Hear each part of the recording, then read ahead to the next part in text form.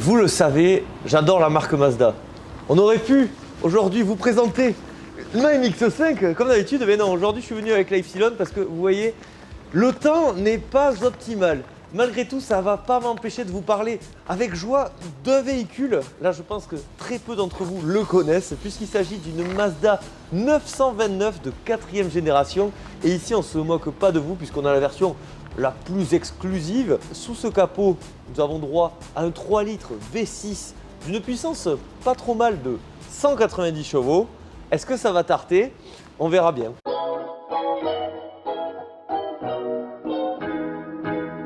Mazda, vous le savez, c'est une marque qui me tient particulièrement à cœur et je sais que certains parmi vous pensent la même chose. C'est une marque de connaisseurs, ça l'est déjà aujourd'hui, mais ça l'était encore plus dans les années 80, voire avant. La création date de 1920. Enfin, pas tout à fait, parce qu'en 1920, ils fabriquaient des bouchons de liège. La première vraie Mazda à sortir d'usine va arriver en 1960. D'ailleurs, elle est magnifique, je l'adore. Ce petit joujou extra.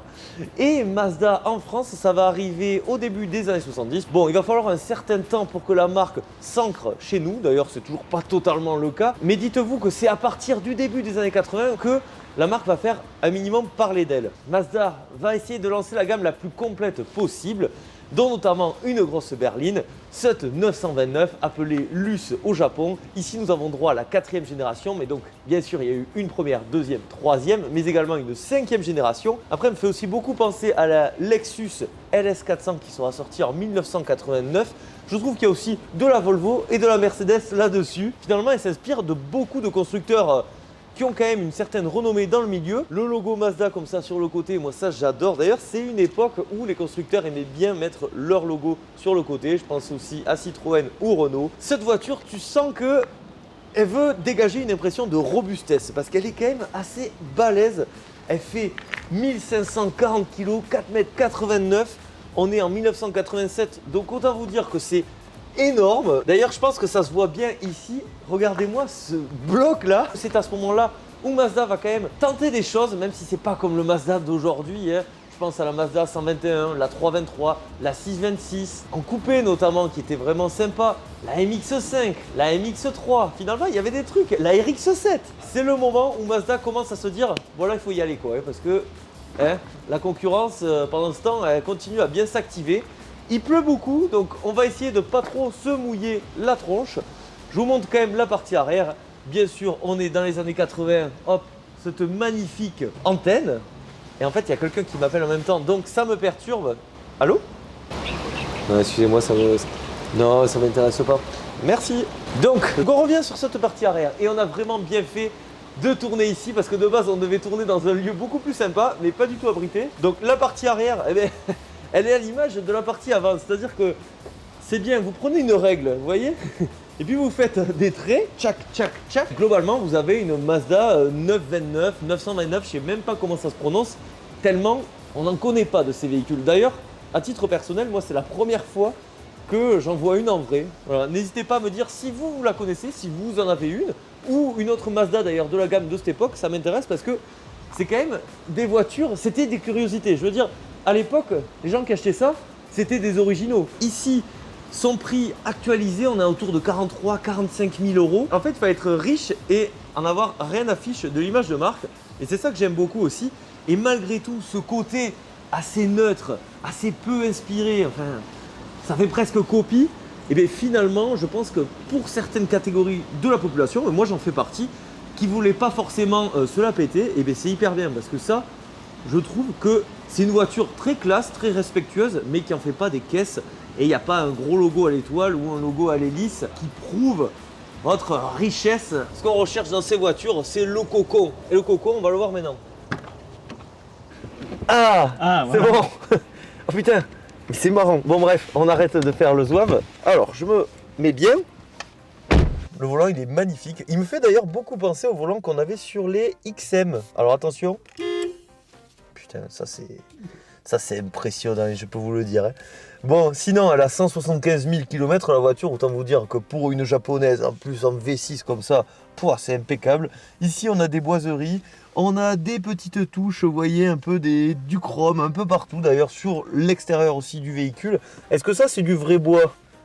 Non, Pas c'est si du sûr plastique. ça c'est du plastique bois ça. À l'époque, on pouvait déjà choisir le réglage des suspensions, sport, soft ou auto. Une boîte de vitesse manuelle, et ça c'est cool aussi parce que j'avais peur que ce soit une automatique, même si bon, la philosophie du véhicule, finalement avec une boîte auto, ça serait limite dans l'esprit de cette auto. Regardez au-dessus de vous, quand on ouvre la porte, hop, on ferme, et là, ça vous éclaire pour montrer où mettre exactement la clé. Et là, putain, ça marche bien en plus.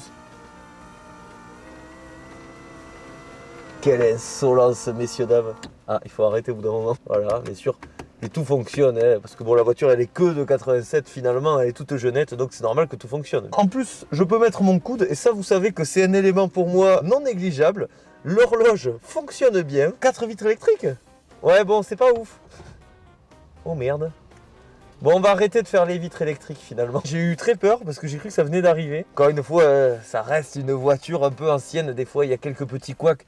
Globalement, quand même, on est dans une auto très bien conservée, je trouve. Ça aussi, c'est important. Waouh, une boîte à gants. Il est très sympa, cet habitacle. Moi, j'aime bien. Il y a une ambiance. Voilà, c'est vrai que je trouve même qu'il a plus de personnalité que l'extérieur. Bon là là. Non mais regardez-moi cet endroit. Je me sens encore mieux à l'arrière qu'à l'avant, c'est incroyable. Alors peut-être qu'à l'avant c'est parce que j'ai déconné avec mon siège, mais là la banquette elle est... Oh putain ouais, c'est vraiment sympa. Avec les petits appuis-têtes là, on a de quoi s'accrocher. Alors ici, et non mais, et sans déconner, le luxe là, ça c'est le luxe. Il y a un gros tunnel ici. Sinon, hop, j'ai toujours mon faux bois, j'ai mon standard de mon côté. Ce qui est pas mal aussi, c'est que déjà cette voiture elle est rarissime en France, mais le propriétaire, il s'est pas emmerdé. Il a réussi à commander ceci pour un prix qu'on ne dira pas à l'écran tellement c'est choquant. C'est douillé comme David, hein, ça c'est fou. Oh, j'adore. Et là à l'arrière il y a un petit truc aussi, je l'ai vu. Alors comment on fait? Hop. Oh la petite trousse de premier secours, mais c'est énorme. Alors peut-être que l'espace aux jambes il aurait pu être encore plus élevé, mais mis à part ça, qu'est-ce qu'on est bien. Et puis ce qui est bien c'est que comme la voiture, elle a une dégaine original, on va dire. La ligne de caisse est assez basse, ce qui permet d'avoir des grandes vitres. Et donc, dedans, on se sent, mais comme chez Mémé. Hein. Comme souvent sur les japonaises, pour ouvrir le coffre, ben, il faut aller au niveau du volant. Et... Merde. Non, c'est... Ah voilà, ok, il fallait appuyer. Je voulais le tirer, moi. Alors, on va regarder ça. N'empêche de noter que ce véhicule a l'ABS. Et à l'époque, c'était sacrément beau gosse d'avoir l'ABS, ça je peux vous le dire. Alors, hop. Et allez mémé, voilà. Vous voyez, c'est ça que je reproche un poil, c'est qu'en fait, les places arrière auraient pu être encore plus grandes parce que là, on a un coffre de malade. Hein. Hop, vous aimez bien me voir. Alors là, on va pas fermer parce que je suis quand même claustrophobe, mais voilà, je continue à vous faire la présentation ici. Je rentre impeccable. Et là, je peux vous dire, on peut rentrer à 2-3. On va être serré, mais pourquoi pas. Et même, vous voyez... Vous avez la plage là, vous n'avez pas de place ou quoi, vous mettez un peu un coin au soleil, vous mettez dans ça, s'il y a trop de soleil, on peut baisser un peu, c'est superbe quoi. Hein. C'est un coffre validé, il est vraiment très grand, très spacieux, le seuil de chargement n'est pas si haut que ça, et puis la découpe, vous le voyez, elle est bien carrée, c'est validé, même si, comme vous le savez, moi je préfère les vérins, ici, luxe oblige, hein. On va pas quand même embrouiller les passagers arrière avec quelques mini bruits causés par l'ouverture du haillon. Ici, il n'y a pas de souci par rapport à ça. On va essayer de sortir maintenant de ce coffre. Des fois, je galère à monter dans les places arrière. Ici, ça aide le coffre. Et non, même pas. Impeccable. Vraiment, ça peut être une solution viable. Et en plus, sinon, même, vous pouvez vous mettre comme ça aussi. C'est impeccable. Et la voiture, on sent qu'elle a des suspensions, mon gars. T'as vu ça? C'est pas mal. Je sais pas si ça se voit bien, mais c'est assez marrant. Ok, on va tester les suspensions de toute façon tout à l'heure, forcément, pendant la conduite. Mais ça me plaît bien. Avant toute chose, on va quand même regarder le moteur. Parce que sur une voiture, autour de 45 000 € à l'époque, surtout une voiture qui n'avait pas d'image, hein, je tiens à vous le rappeler. Alors déjà, je vais couper le contact parce que sinon, j'ai pas envie qu'on soit en rade. Franchement, niveau qualité, c'est vraiment pas mal parce que regardez, même ici, là, il y a une espèce de petite moquette au niveau de la partie basse. Là. Heureusement qu'il y a du double vérin quand même là-dessus, sinon là j'aurais été vraiment fâché et pas content et je pense que j'aurais arrêté l'essai à ce moment-là. Je serais reparti avec cette Sublima Y qui n'a pas de double vérin, bien sûr. Qu'est-ce qu'on retrouve là-dessous? Un moteur, oh là là, un sacré moteur. Nous avons un 3 litres V6 190 chevaux, donc il y a quand même de la noblesse. Hein. Niveau fiabilité, forcément, c'est du Mazda, c'est du japonais, donc ça va. Bien sûr, après j'en ai parlé avec le propriétaire. Vieille voiture japonaise ne signifie pas forcément pas d'entretien. Au contraire, il faut quand même respecter les durées de vie de chaque élément parce que sinon, ça peut vite devenir assez compliqué. Niveau performance, le 0 à 100 est tombé en 8 secondes 6. Ça paraît très dynamique, on va voir ça. Le millimètre départ arrêté en 29 secondes 9 et la consommation se situe entre 12 et 13 litres. Et puis, bien sûr, notre propriétaire que je salue vraiment, que je remercie beaucoup m'avoir partagé ce véhicule assez atypique, ça on va le dire. Et bien lui, il n'a pas voulu faire de reprog éthanol ou quoi que ce soit. Donc du coup, c'est du bon 98 qui vient là-dedans. Alors autant vous dire que moi, ça me ferait très mal au porte-bonnet. D'ailleurs, si vous souhaitez avoir plus d'informations sur ce véhicule, n'hésitez pas à suivre notre Atmophile du jour qui a une chaîne YouTube, le temps d'une réparation. Si jamais ça vous intéresse, il a également fait avec son ami, c'est un groupe voilà, de deux, comme moi jadis avec Monsieur Spielberg. Salut à toi Spielberg. Ah ouais. Aïe. Eh oui. Le lien sera de toute façon dans la description. Et maintenant, on va refermer ce capot. Oh putain, il est gaillard. Il est gaillard, il est gaillard.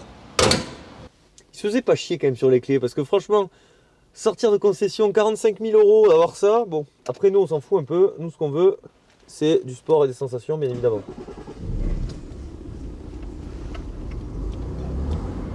Voilà, impeccable. On sent le côté voluptueux du V6. Le soleil est avec nous. On met quand même ça parce que là, c'est un peu période giboulée. Alors vous verrez cette vidéo en août. Non, je déconne. Mais je pense bon mois de mai. Donc voilà, là, dites-vous qu'on est mi-février. L'embrayage est récent, non? Non, enfin, il a un an. Ah bah oui, oui bah donc plutôt récent, oui. Ça se voit, c'est bien. Donc propulsion, bien sûr. Ouais, bien évidemment. Attends, et nous on rigole pas, hein.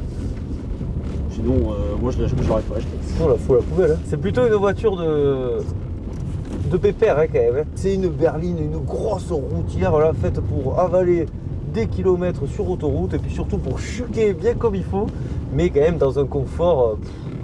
Là à l'arrière, tu dois être bien toi aussi. Ah oui, je confirme. Là tu peux. Oh là. Ah oui, le frein. Ouais, le frein il est un peu. Oh là. Ok. Alors là c'est pas mal, vous voyez, ça c'est un beau test parce que ces mini zébras là, à l'envers, ça normalement ça fait un bruit de malade. Et bien ici, on les sent à peine. Ça c'est. Regardez. Là normalement vraiment ça fait gling gling gling. Moi dans la Mazda on dirait que ça va exploser. Bah là on est dans la Mazda mais c'est pas la même Mazda. C'est un peu mou quand même, hein. Même les commandes. Bah, c'est. Même la voiture, ah ouais c'est un bateau en fait.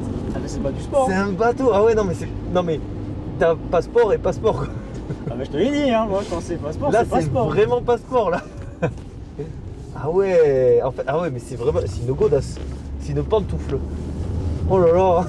Mais après c'est un peu marrant parce que tu sens que c'est une propulsion quand même. Tu sens que t'as l'arrière qui se déplace bien. Et par contre, la voiture, mais elle est d'une mollesse, c'est incroyable.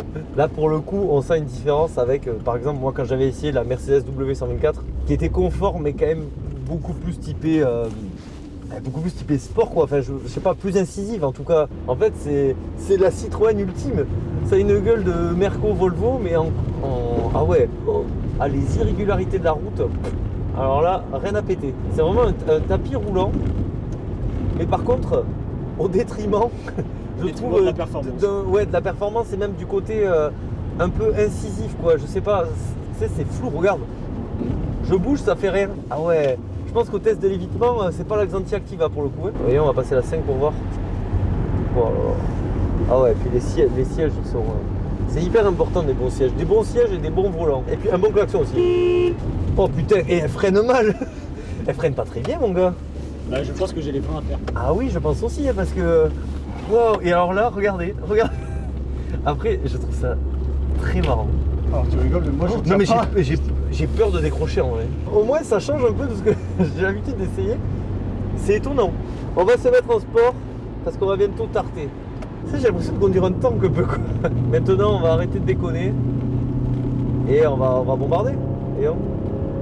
Eh ben voilà, j'ai le pied par terre. Je te jure, j'ai le pied par terre. Ok, voyons. mec, il se passe rien. Alors par contre, la route, elle est dégueulasse, on sent rien, ça c'est excellent. Dans les petits virages, là, je peux vous dire, c'est pas la MX5, oh putain, ça n'avance pas. Oh là là. Bon allez, on arrête les averies, ça sert à rien, les atmophiles. Là, je peux vous dire qu'on a vraiment respecté les limitations. C'est assez perturbant cet essai. Hein. En fait, le meilleur côtoie le pire. Je suis bouche B et je dirais même je suis bouche C. Du coup, est-ce que je vous conseille d'acheter une Mazda 929? Vous l'avez vu, la conduite, elle a été assez contrastée. C'est vraiment ce que je retiens de ce moment. Le pire côtoie le meilleur, mais il y a quand même le meilleur dedans. Malgré tout, moi, à titre personnel, est-ce que j'achèterais ce véhicule? Non, parce que déjà, il est trop grand. Quasiment 5 mètres. En plus, une vieille voiture comme ça, pour moi, c'est niette. Déjà, je me pencherais peut-être un peu plus sur d'autres Mazda de l'époque. Je pense à la Mazda 626, par exemple, en coupé, qui était très sympa. Ou alors, encore mieux, une MX-3. Ou alors, une RX-7, même si, bon, le côté rotatif, ça peut faire peur. Dans tous les cas, ça reste une bonne voiture. Hein. Vraiment, moi, j'ai été assez bluffé, d'ailleurs, par la qualité globale de l'auto. Notamment si vous voyagez en tant que passager, un régal. Le plus dur, comme souvent avec ces autos assez atypiques, ça sera d'en trouver une. Parce que moi là j'ai regardé sur le bon coin, sur la France entière, j'en ai pas trouvé une. D'ailleurs le constructeur, suite à cette 4e génération, il y aura une 5e génération qui sera sortie, qui aura été un petit four. Hein. D'ailleurs elle est, je trouve, horrible esthétiquement, là, bien bio-design, mais comme il faut pas. Et ensuite, Mazda, au début des années 2000, ils vont entamer leur révolution avec tout ce qui est la Zoom Zoom, là voilà, l'esprit Zoom Zoom. Et à partir de là, je trouve qu'ils se sont créés une vraie gamme pertinente pour l'Europe. Et puis là, ces dernières années, c'est le top du top. Hein. Actuellement, Mazda, moi je trouve, d'ailleurs j'en ai fait une vidéo, c'est une des meilleures marques sur notre marché. Mais vraiment, quand je dis une des meilleures, c'est dans le haut du panier. Et malheureusement, tout le monde s'en fiche. Alors que les voitures, elles ont un design de fou maintenant. Elles ont une qualité de fabrication de fou. Elles sont fiables. Elles sont pas plus chères. Elles sont faites pour durer. Je comprends pas pourquoi cette marque est aussi méconnue sur notre réseau. D'ailleurs, c'est le constat que je me fais sur beaucoup de japonaises. Bref, cette vidéo se termine ici. J'espère que vous a plu. Si c'est le cas, vous pensez au like, à l'abonnement. C'est hyper important. N'hésitez pas, vous, à me dire ce que vous pensez de cette Mazda 929, je serais vraiment curieux d'avoir votre avis. Un immense merci d'ailleurs à tous ceux qui me soutiennent sur mon Patreon. Vous êtes incroyables, mais également sur ceux aussi qui cliquent sur l'onglet rejoindre de YouTube. Un immense merci au soutien que vous apportez à cette chaîne. C'est grâce à vous que je suis là, donc je vous dois énormément et j'en suis pleinement conscient. Malgré tout, mes chers atmophiles, le plus important c'est pas ça. C'est quoi le plus important? C'est de prendre soin de soi. Prenez soin de vous. C'était Atmo. Je vous dis à la prochaine. Bisous. Ciao.